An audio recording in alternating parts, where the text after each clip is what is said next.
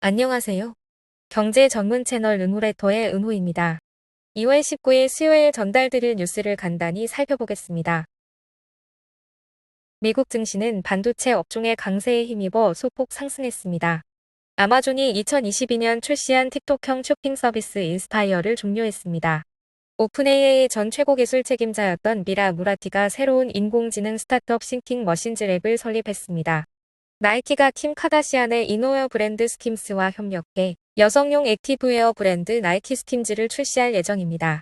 비레크먼의 퍼싱 스퀘어 캐피털 매니지먼트가 하워드 휴즈 홀딩스의 인수 제한가를 기존 $85에서 $90로 인상했습니다. 1월 말 중국 딥시크의 AI 모델 최적화 발표로 촉발된 엔비디아의 주가 폭락 사태가 공식적으로 마무리됐습니다. 브로드컴과 대만 TSMC가 인텔의 사업 분할을 검토한다는 소식이 나오면서 주가가 급등했습니다. 애플이 2월 19일 신제품을 공개할 예정이지만 시장의 기대치는 이미 반영된 상태입니다.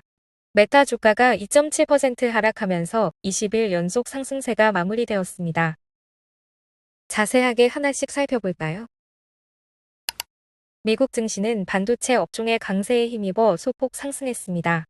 S&P 500은 0.24%, 나스닥 지수는 0.072%, 다우 지수는 0.02% 상승했습니다. 반도체 업종에서는 인텔이 기업 분할 가능성에 대한 기대감으로 급등했으며 슈퍼마이크로 컴퓨터는 긍정적인 전망 발표 후 큰 폭으로 상승했습니다. 반면 최근 강한 상승세를 보였던 메타는 20거래일 연속 상승 행진을 멈췄습니다.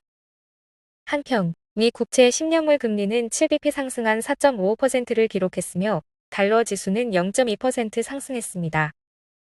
뱅크 오브 아메리카의 펀드 매니저 설문조사에 따르면 투자자들의 위험 선호도가 2010년 이후 최고 수준에 도달했습니다. 설문에 응답한 매니저들의 현금 보유 비율은 2010년 이후 최저치를 기록했으며 응답자의 34%는 2025년 세계 주식시장이 가장 좋은 성과를 낼 것이라고 예상했습니다.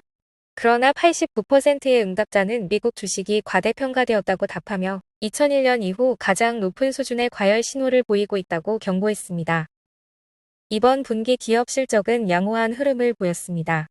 S&P 500 기업들의 순이익은 전년 대비 13% 증가하며 2021년 4분기 이후 가장 높은 증가율을 기록했습니다. 그러나 기업들의 향후 가이던스는 다소 부진했습니다. 블룸버그 인텔리전스 자료에 따르면 기업들의 향후 이익 전망 대비 애널리스트들의 기대치 간의 격차가 1년 내 최저 수준으로 떨어졌습니다. 아마존이 2022년 출시한 틱톡형 쇼핑 서비스 인스파이어를 종료했습니다. 해당 서비스는 아마존 모바일 앱에서 이용 가능했으며 제품 관련 영상과 이미지를 무한 스크롤 방식으로 제공했습니다. 아마존 대변인은 고객 피드백을 반영해 기능을 정기적으로 평가하며 그 과정에서 인스파이어 서비스를 종료하기로 했다고 밝혔습니다. 인스파이어는 인플루언서와 고객이 제품 리뷰 영상을 공유하며 수익을 창출할 수 있는 구조였으나 기대만큼의 성과를 내지 못한 것으로 보입니다. 오픈AI의 전 최고 기술 책임자였던 미라 무라티가 새로운 인공지능 스타트업 싱킹 머신즈랩을 설립했습니다. 이 회사에는 오픈AI, 메타, 미스트랄 출신을 포함해 약 30명의 연구원과 엔지니어가 합류했으며 그중 절반 이상이 오픈AI에서 근무했던 인력입니다.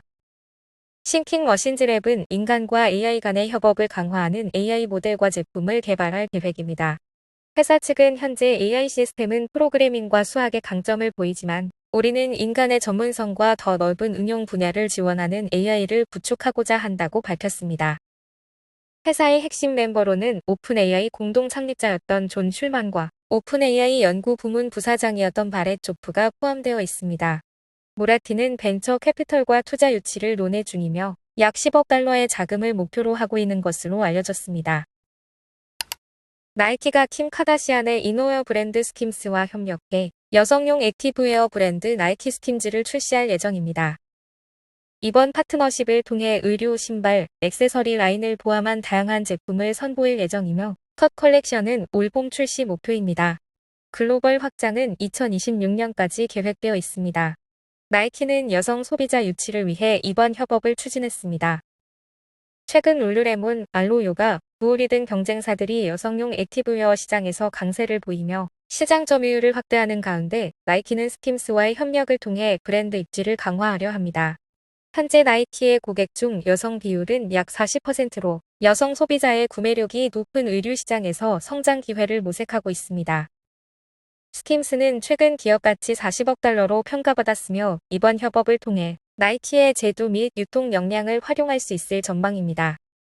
또한 스킴스가 기업 공개를 고려하는 상황에서 나이키와의 파트너십은 투자자들에게 성장 가능성을 어필하는 중요한 요소가 될 수 있습니다.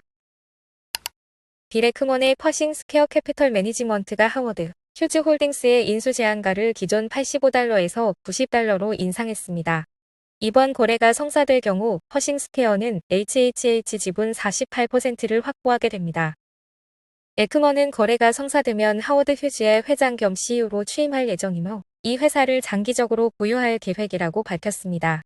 그는 퍼싱 스퀘어의 모든 자원을 활용해 현대판 버크셔 해서웨이를 만들겠다며 HHH를 기반으로 우량 민간 및 상장 기업에 대한 지배 지분을 인수하는 다각화된 지주회사로 전환하겠다고 강조했습니다.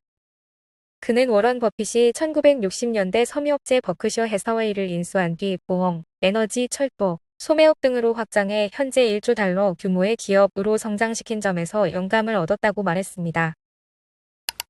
1월 말 중국 딥시크의 AI 모델 최적화 발표로 촉발된 엔비디아의 주가 폭락 사태가 공식적으로 마무리됐습니다. 딥시크 위협이 과장됐다는 인식이 확산되면서 엔비디아 주가는 최근 하락권을 모두 회복했습니다. 특히 일론 머스크의 AI 스타트업 xAI가 발표한 그록3 챗봇이 엔비디아의 회복세를 견인했습니다. 그록3는 10만 개 이상의 엔비디아 GPU를 보유한 멤피스 데이터 센터에서 학습되었습니다. 향후 최대 100만 개까지 확장될 가능성이 있으며 블룸버그는 xAI가 델과 50억 달러 규모의 서버 구축 계약을 진행 중이라고 보도했습니다. 이번 사태는 엔비디아가 여전히 AI 시장에서 핵심 하드웨어 공급자로 자리 잡고 있음을 보여줍니다. 한편 엔비디아는 다음 주 실적 발표를 앞두고 있으며 신형 블랙을 칩 전환 과정에서 일부 차질이 발생할 가능성이 제기되고 있습니다. 또한 딥시크 사례로 인해 중국 수출 규제가 강화될 가능성이 있으며 이는 향후 실적 전망에 영향을 줄 수 있습니다.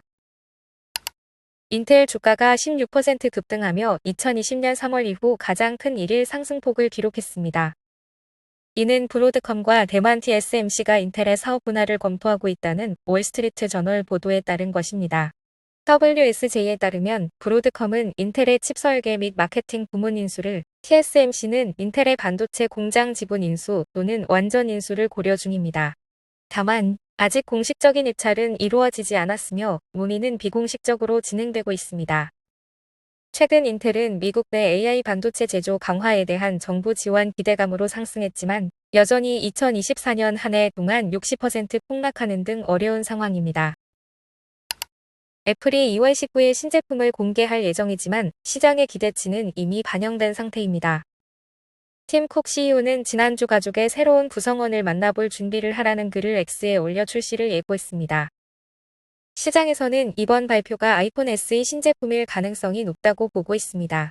기존 SE 모델은 홈 버튼이 있으며 A15 바이오닉 칩을 사용하지만 신제품에는 홈 버튼이 사라지고 A18 칩 및 애플의 자체 5G 모뎀이 탑재될 가능성이 있습니다. 퀄컴의 5G 모뎀을 대체할 경우 퀄컴은 2026년까지 애플 관련 매출 상당 부분을 이룰 수도 있습니다. UBS 애널리스트 데이비드 보그트는 새로운 아이폰 SE가 499달러에 출시될 것으로 전망하며 이는 기존 모델보다 높은 가격이지만 애플 인텔리전스 AI 기능이 추가될 가능성을 반영한 것이라고 분석했습니다. 애플 주가는 현재 244.52달러로 올해 2.3% 하락했지만 12개월 기준으로는 34% 상승했습니다. 주가 수익 비율이 32배로 5년 평균인 26.8배보다 높은 수준이어서 단순한 SE 출시로는 주가 상승 동력을 만들기 어려울 것으로 보입니다. 메타 주가가 2025년 들어 22% 급등하며 매그니피센트 7 가운데 가장 높은 상승률을 기록했지만 2.7% 하락하며 20일 연속 상승세가 마무리되었습니다. 메타는 강력한 실적 발표, 중국 AI 스타트업 딥시크 논란과 도널드 트럼프 대통령의 관세 정책 우려 해소 등으로 투자자들의 신뢰를 얻었습니다. 또한 마크 저커버그 CEO는 올해 AI 관련 투자 규모를 600억에서 650억 달러로 확대할 계획이라고 밝혔습니다.